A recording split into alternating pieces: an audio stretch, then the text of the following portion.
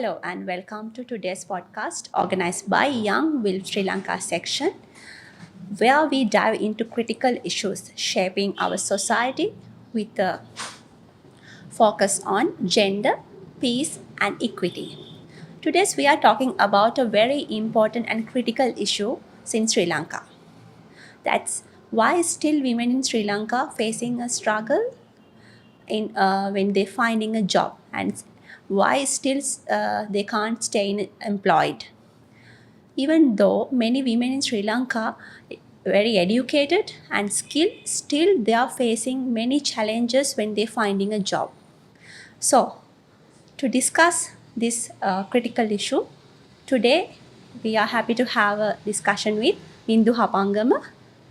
She's a young WILF active member with a business administration and legal background.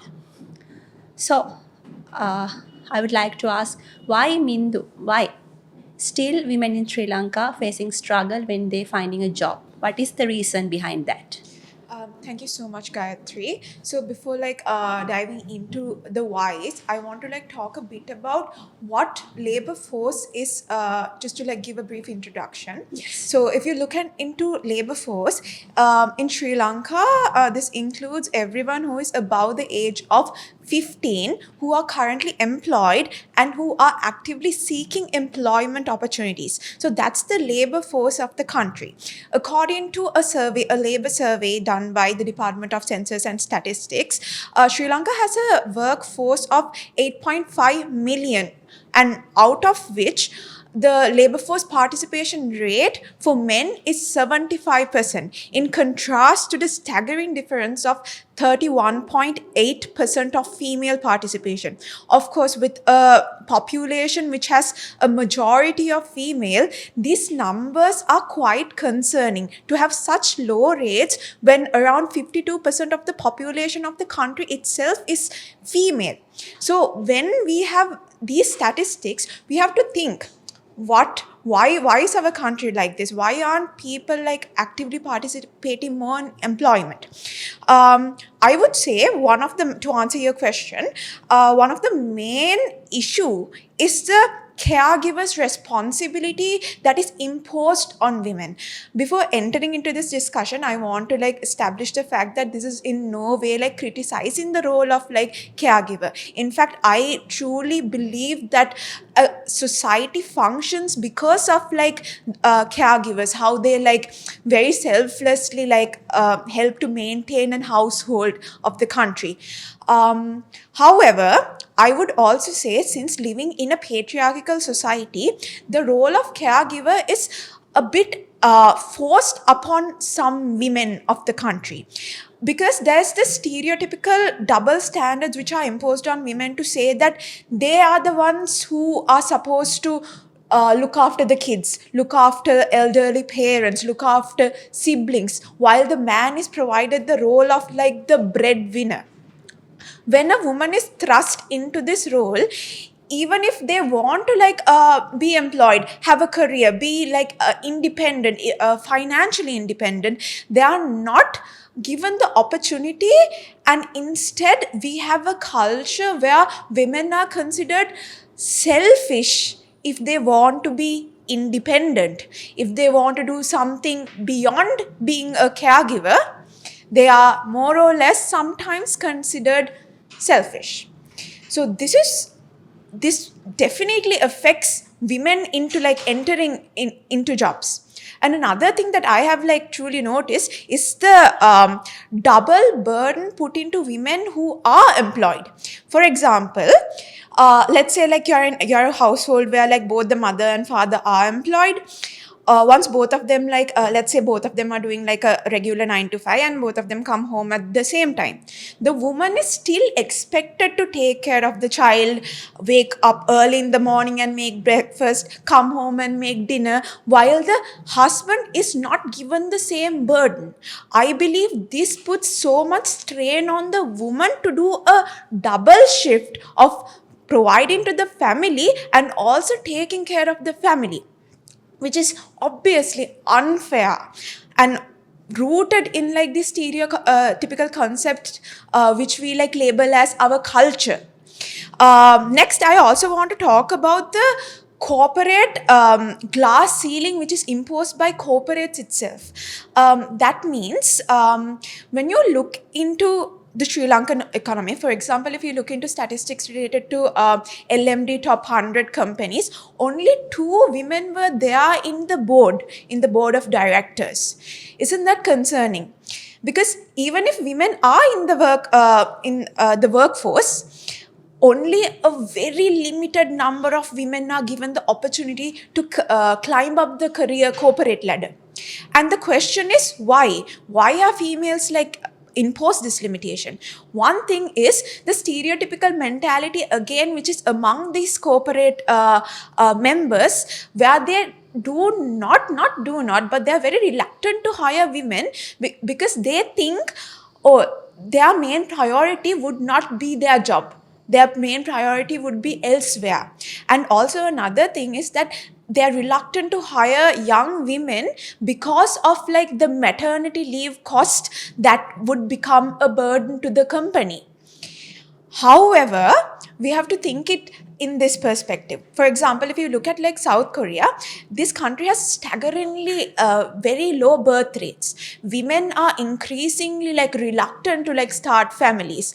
And one of the root cause for this issue was having a cultural societal mentality as such that we have in Sri Lanka, where women are like forced to work and also care for the family.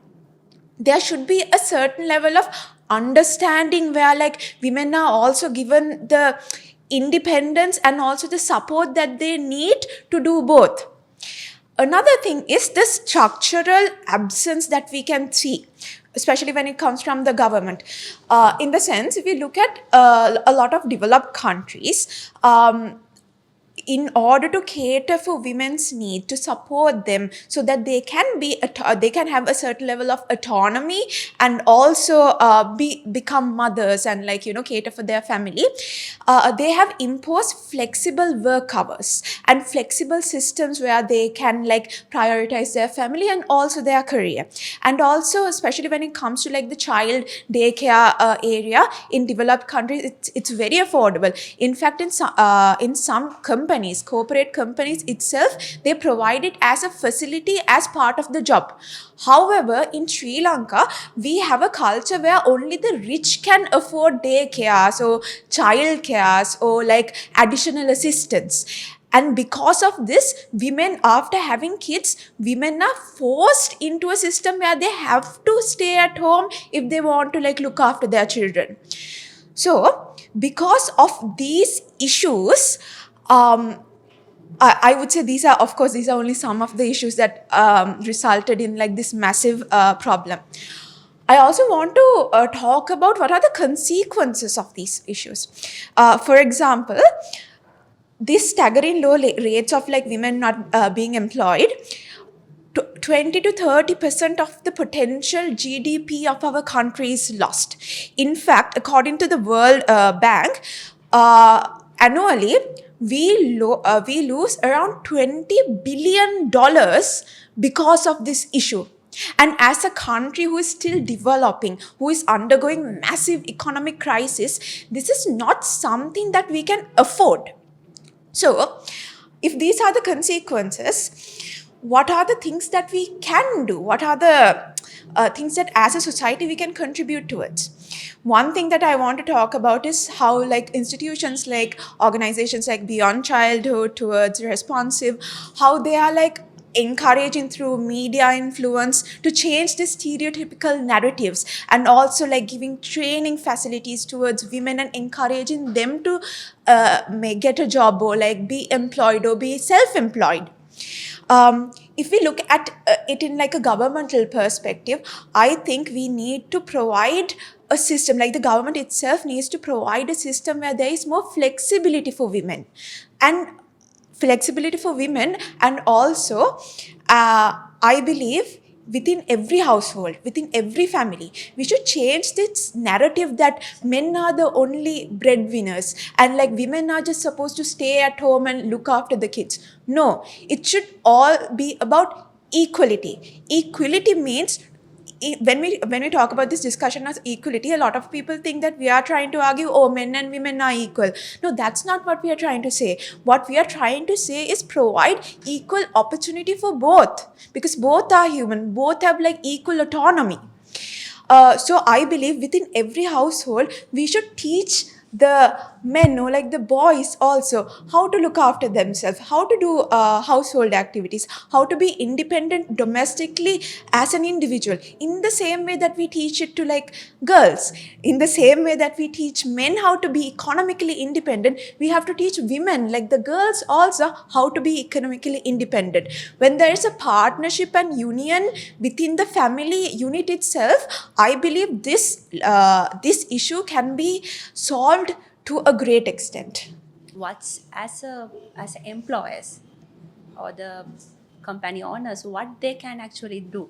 Can they go for a like a option like online work from home options, or what's your opinion on that? Yes, definitely, Gayatri. I think that is like a very wonderful solution, because this is not something new. We already had like with COVID happening, we had a flexible work culture already implemented. That's something that we experienced, and I would say like it was quite successful also. And also, this is not a controversial new take to this matter. This is something that other developed countries have already implemented, having more flexible hours, giving the option to work from home, as you said, like online work.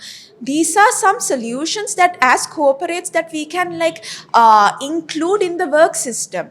And also we can give like facilities such as daycare, healthcare to like these mothers and like women to support them more. Okay, thank you very much for sharing these valuable and very inspirational thoughts with us. Actually, I think as a country we are facing a very big economic struggle.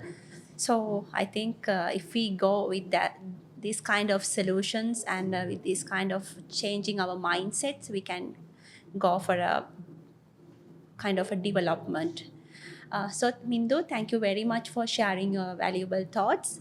And we are, as WILF, we are wishing you for your success, for a positive change that you are working on.